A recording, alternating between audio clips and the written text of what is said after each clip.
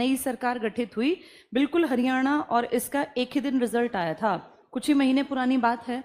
और फिर से ये बड़े लेवल पर आतंकवाद की घटना, इस घटना का सीधा संबंध क्योंकि आम आदमी से है, तो अब एक क्वेश्चन मार्क है कि क्या सच में ये वर्ड जो हम इतने दिन से पढ़ रहे हैं, सेक्युलरिज्म की बातें कर रहे हैं, मैं रोज पढ़ा रही हूँ धर्मनिरपेक्षता के दो मतलब, एरियाज में बहुसंख्यक भी सेफ हैं।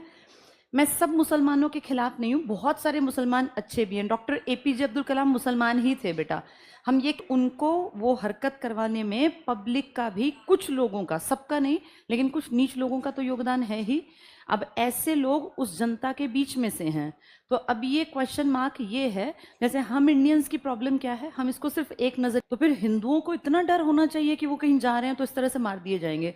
और कितने यंग कपल, एक की तो 3-4 दिन पहले शादी हुई, एक की फरवरी की शादी। एक परिवार तो कर्नाटका से अपने बेटे के अच्छे मार्क्स आए तो उसके फादर ने कहा घूमने चलते हैं और कश्मीर देख के आते हैं। सोचो कर्नाटक का एक आदमी कश्मीर 2 सालों में टूरिज्म से बहुत पैसा कमाया कश्मीर ने।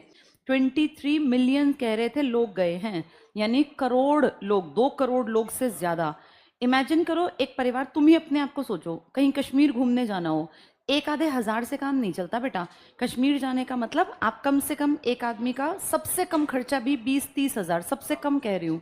अगर आप प्लेन में, फ्लाइट में जाते हैं, एक ठीक ठाक से होटल में स्टे करते हैं, तो आप 40-50, फिर कुछ खरीद के भी लाता है आदमी। अगर वो दूसरे एरिया में जा रहा है तो कोई ड्राई फ्रूट के नाम पर कोई वहाँ पश्मीना शॉल खरीदेगा, कोई कोट खरीदेगा, कोई जैकेट, कोई मफलर, कोई कैप। हर आदमी शॉपिंग करता है थोड़ी बहुत लोकल मार्केट से। उस लोकल मार्केट का हर दुकानदार मुसलमान है। उस मार्केट में सोचो, आज उस मार्केट में एक सिंगल ग्राहक दिखेगा नहीं। और क्या आज ये घटना भूलेंगे कैसे? जिसने प्लान बनाया था कि हम पहलगांव जाएंगे, कश्मीर जाएंगे, तुम्हें लगता है वो जाएंगे? एक बड़ा क्रॉस लग गया, नहीं जाएंगे। नहीं जाएंगे से प्रभावित कौन हुआ? जाने वाला तो बेटा वहां नहीं तो कहीं और जाएगा। जिसका टारगेट घूमना है वो तो घूमेगा।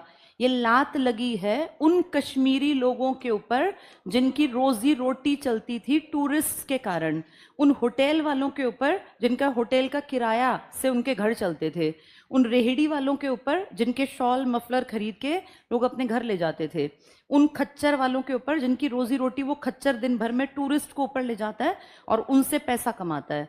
तो ये मुसलमानों को भी समझना पड़ेगा कि ये जो लोग टेररिज्म को बढ़ा रहे हैं ना, ये एक्चुअल में उनके बच्चों के पेट पर लात मार रहे हैं। ये टूरिस्ट जैसे ही पीछे हटेगा तो इसका सबसे बड़ा नुकसान इसी को तो है, कश्मीरी।